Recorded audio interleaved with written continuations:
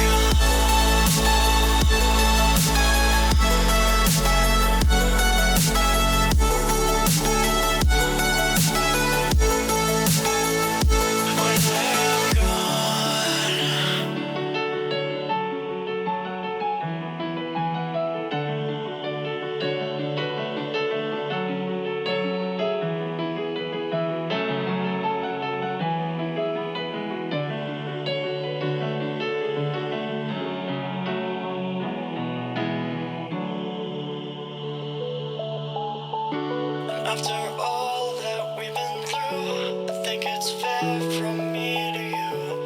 Watch it burn as we soar away. Hey, hey.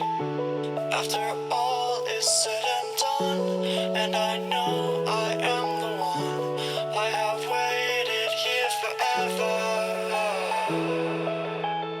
But all I know is what I'm told. This feeling cannot be controlled.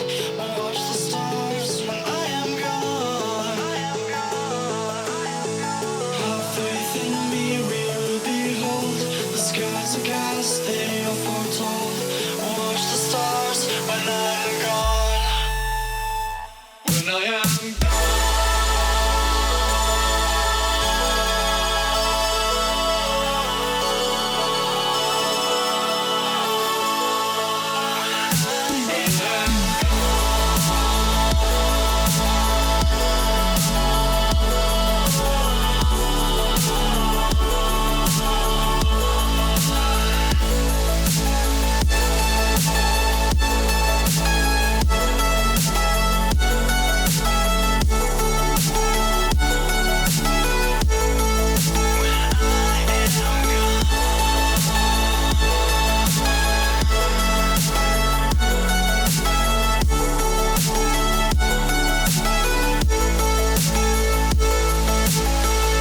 You carry the world upon your shoulders, for I'm not the only one.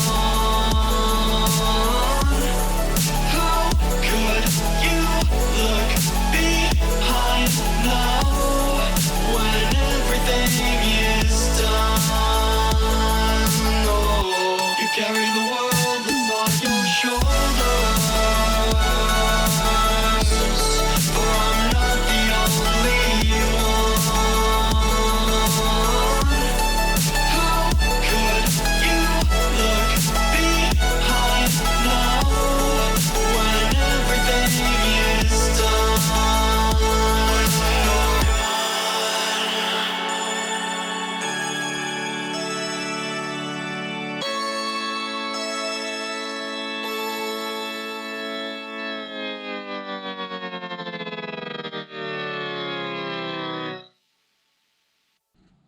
And there we go. All plasterboarded. Now, I don't know what it looked like on video. I haven't watched it back yet, but that was hard. It's hard when there's two of you and one of you doesn't particularly know what you're doing, and that's obviously no disrespect to Holly or anything like that. She helps me in the best way that she can, but and even for me,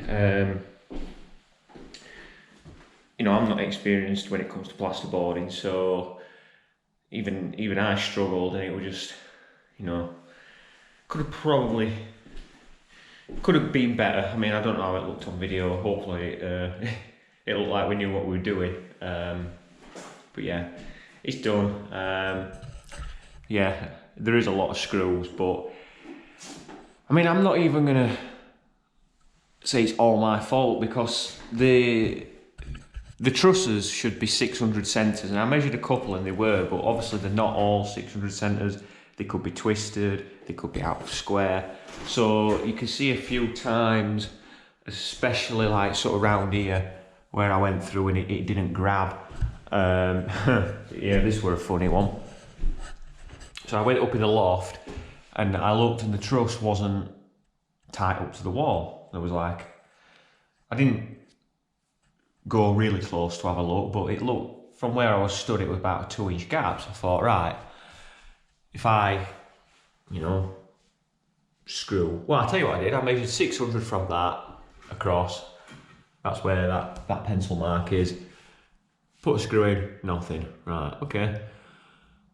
So I worked one way, so then I went the other way, and then it works out, it's right in the corner. So something's telling me that this plaster is really thick. If there's that sort of gap, you know, along the wall. The room isn't square, hence the reason there's sort of like little gaps. I mean, to be honest, that's not actually too bad. It's more like along this wall here where there's a gap, but it doesn't matter because we're having coving, which will cover all that up. I mean, there's like a 30mm gap here, which I couldn't really do anything with because of how I've put the boards on. Could have possibly gone the other way with the boards, but I started going that way, so it is what it is. But again, we're having coving, so it doesn't really matter. That's what this, I don't think I've shown this drawing yet, but we're having a panelling on this wall. I mean, that's going to be another video. That's why I've accounted for the coving on the top here. So, all in all, not a bad effort, I don't think. Cut around the light just so we've still got a light in here. I didn't want to take it out. And then when my dad's done the wiring in here and wired the lights up, we'll just take that one out, and I've actually saved the piece of plasterboard for that, and we'll just pop it back in and fill it. That's not a problem. And it's relatively flat. I mean, I don't know if you can pick this up on camera. If I put you tight up to the ceiling, it's probably where the light is. There's like a bit of a bow. And I don't know if you can tell along the wall. So if you look sort of from that corner to that corner, and then if you go along the middle, the ceiling seems to rise a little bit. But I mean, over that distance, it's probably, I don't know, maybe 20mm. It's not a great deal. I mean, I might even be able to lessen it with the, obviously not 20mm. You don't lessen that with a skim. It's probably not even that bad. I mean, if I get my 6-foot level, and you can see there's a slight gap, but it's nothing. And again, I can hide that with the coving. So it's probably not even It's probably not even 20 mil.